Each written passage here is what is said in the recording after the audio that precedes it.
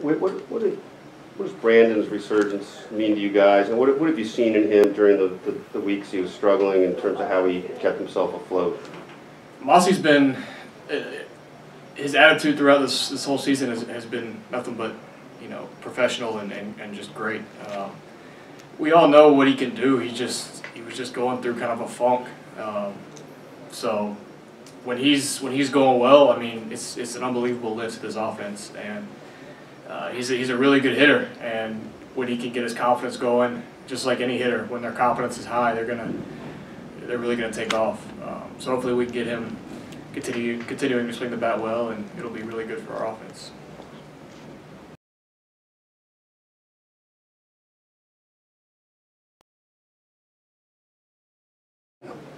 Ned, Brandon's kind of on the opposite end of that spectrum, a guy that has had the track record for so long that you keep giving him a chance, and he's, you know, obviously finally coming through.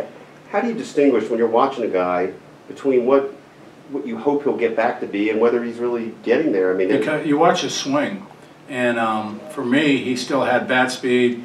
I could not figure out how, and generally, you can watch a guy that's really struggling, you can see why he's not hitting. Right, and I could never figure out why Brandon Moss wouldn't hit. And I thought every time he went to the plate, he looked very hitterish, for a better word. Every time he walked up there, I felt like he was going to have a great at bat and hit the ball over the fence. It just never happened. But I knew with his track record, he still has his abilities, that he's going to get hot somewhere down the line. And when he does, we're going to ride it. And today was a good example of that. And you've commended his attitude all along, but did you ever see times where he just like, well, I really got to pick him up? I mean, I think I called him in the office one time for, a little bit, hey, just keep hanging in there, but it wasn't major, it wasn't a substantial type of thing.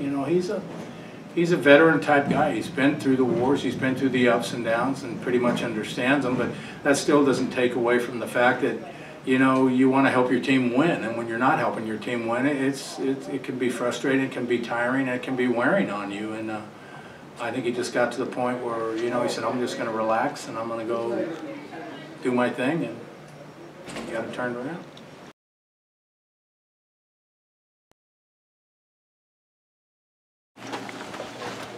Trying to sing us every game now? Not in this way. This is fine. This is okay. Right, Moose? Thanks, Moose. Right on the bat in the ninth, it looked like first two swings maybe you thought you had the pitches you wanted, just from your body language. Not the second one. The first one I was just off a little bit, a little out front, still didn't wait back on. The second one was not the pitch I thought he was going to throw. It was in the zone I thought he was going to throw it in, but not the pitch. But, got 2 strikes and just tried to battle through it, and hopefully he left something up I could hit. How much is an at-bat like that a testament to confidence you've gotten in the last couple of weeks and just kind of getting your stroke back? Yeah, that's definitely, because, before the past couple of weeks I get that 2 strikes, and not to say that you would think it was over, but you knew you probably missed your chance, but been seeing the ball a lot better and have better balance at the plate, so it's not a panic anymore. Just talk about, I think you won 4 walk-offs in this homestand. Can you just kind of talk about the confidence that brings? Yeah, the guys are having great at-bats. They've been swinging the bats well for a few months now, and we with the way we've been swinging, we know we're very close to a big inning every inning. Guys, we just got to get it together and have good at-bats, and good things will happen.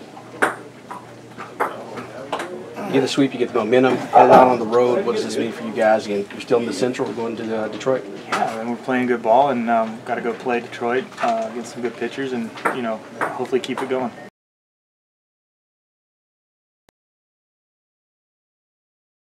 You've been in several clubhouses, Brandon. Is there something different about this team? Late games? You know what? I don't know about late in games. All teams, no matter where you are, you don't quit late in games because anything can happen.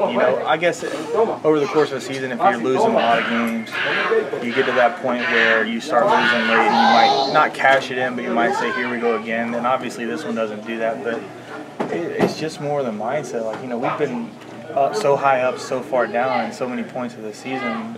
These guys, they just keep battling back. We've got so many guys having such great years, and they do special things every single night, and it was nice to be able to actually contribute and be a part of that. Like you kind of said, you had some tough games this season, had some tough stretches.